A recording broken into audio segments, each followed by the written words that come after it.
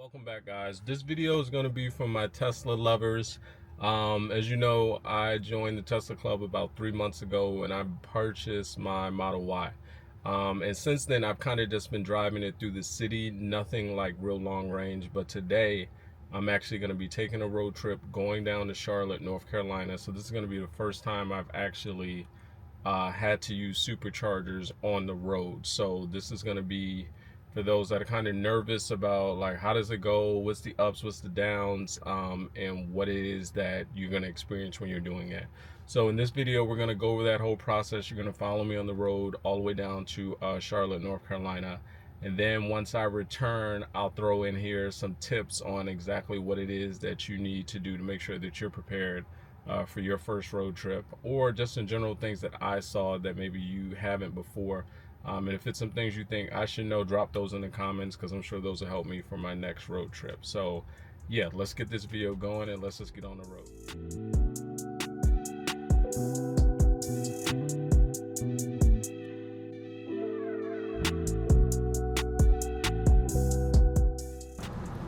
Okay, so I'm just starting to drive. I do have FSD, so the car will be driving a lot of it by itself, but I am here to supervise. So I'm looking at the way that it's trying to tell me that I need to use a supercharger. I have it set to be at least 50% at the destination, and it's showing me all the superchargers that I'm going to need to use, which honestly I feel like it should only be like one, but it seems like it has me going from home to the destination and back in like the same trip. I get the intent, but it can be a little confusing when I'm looking at the whole route and when I'm scrolling through it. I'll definitely make sure I throw a picture in there so that makes sense. But the energy that I'm requesting, I think I said 50% when I get home, when I'm at my destination, and it is setting it to be 50% when I get back home. And that's not what I want, because when I get to the destination, I'm going to actually be there for a while, and I want the energy to be where I can actually use the car. So I'm gonna probably have to look in the settings and kind of figure that out, but that's something to note. That's the first thing that I am realizing, and I'm not even 10 minutes from the house, so I'll figure that one out.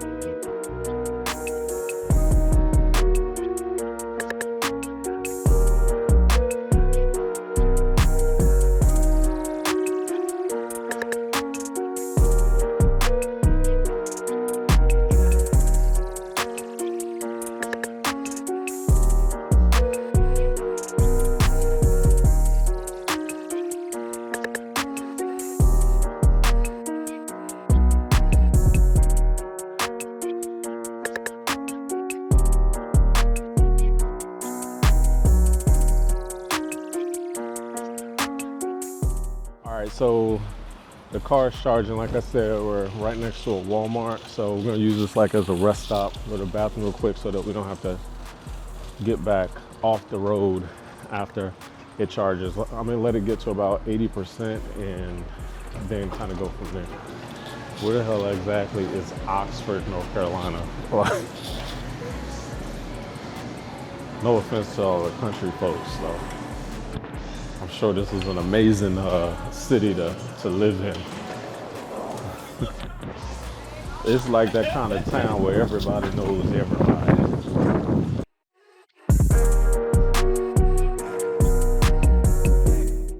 Okay, it's kind of windy out here, but one thing I'm noticing is that when I went to charge, because I have an actual trip set, it's attempting to just have me charge to, like, let's say I was at 20%, charge me up to 40 to get me to the next charging station, which to me does not make a lot of sense. I'm like, charge me or let me charge up to like 80 or 100 because I still have further than the charge would last to go.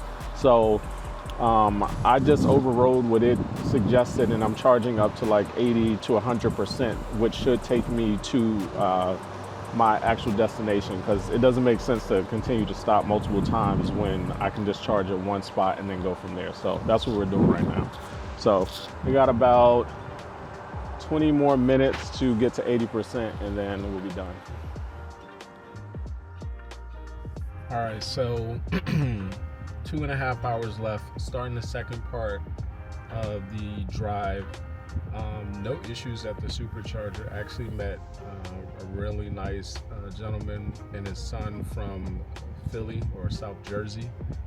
Talked to them pretty much the entire time the car was charging, so it actually went by fairly quick. Back up to about 260 miles, which is going to be 85%, so that's more than enough to get to Charlotte, and then I'll probably charge there some point over the weekend. So back on the road. So far, no real issues. Obviously a little bit of a longer stop than if you're at a gas station, but for that charging session, I only paid about $14 or hold on, let's check. Okay, so I had to look it up. That was $17.83 to charge the car from about 25% back up to 85%. Probably paid a little bit extra because it's probably some of the high peak times, but overall still not bad compared to gas costs.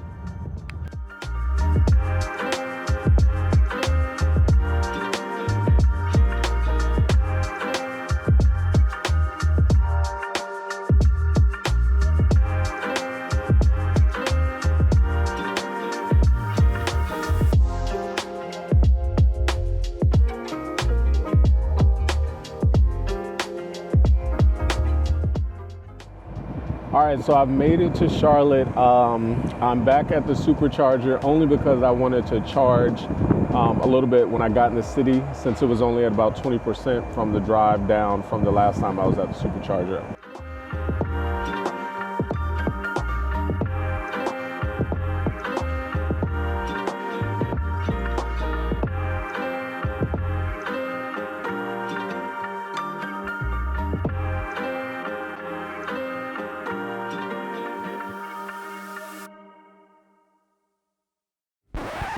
So it's been about 2 days since the last time I was at the supercharger on this road trip.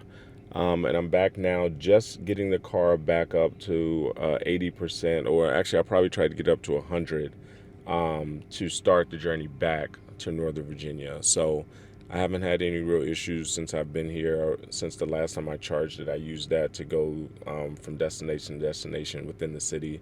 No issues. Still had about 50% left, but I want to charge it up a little bit more before I get on the road to alleviate having to stop multiple times. So doing that right now, and then it'll be back on the road.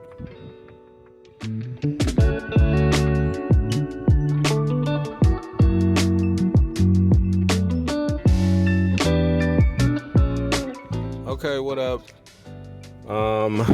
I'm not gonna lie, I'm in the middle of nowhere. I think we're like right outside of Danville, in Virginia, about 150 miles from being back in Northern Virginia. And again, this was another spot on the route that the car highlighted for the charging stations. Only 4 charging stations here, but luckily when we got here, there was at least one available because now they're all full. So this is a smaller lot, which I guess is something that you can potentially run into, is that there's no chargers when you get there, which would suck depending on how much energy you actually have left and how long you have to actually wait. But yeah, it's going right now. Got about another 20 minutes at this one, and then this will be the last one. Then it'll take us back to Northern Virginia. So again, so far so good. And I'll see you guys probably next when I actually get back to the house to wrap it up with some tips that I definitely have for doing these type of trips with your electric vehicle, and some things that I also noticed that you should be aware of before yours. So tune in for that. I'll be back in a little bit.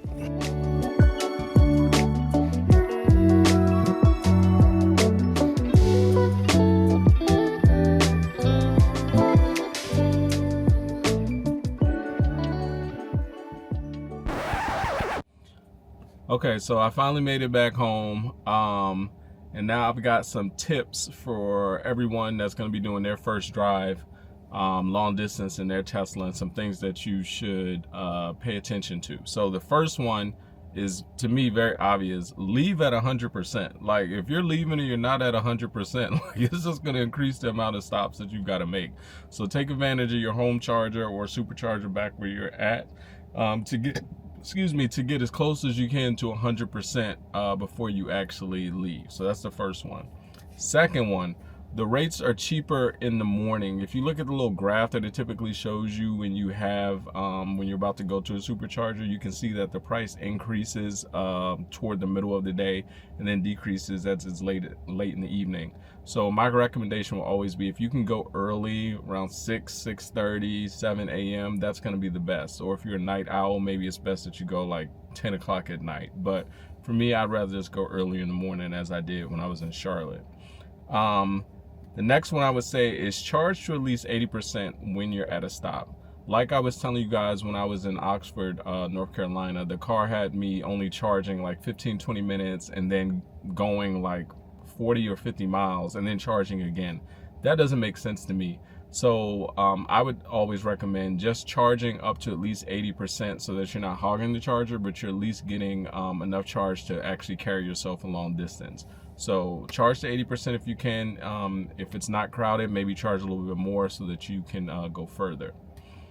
Next, see how many chargers are at the location you're going. So when I got to outside of Danville, there were only 4 chargers at the location that I was going to be at.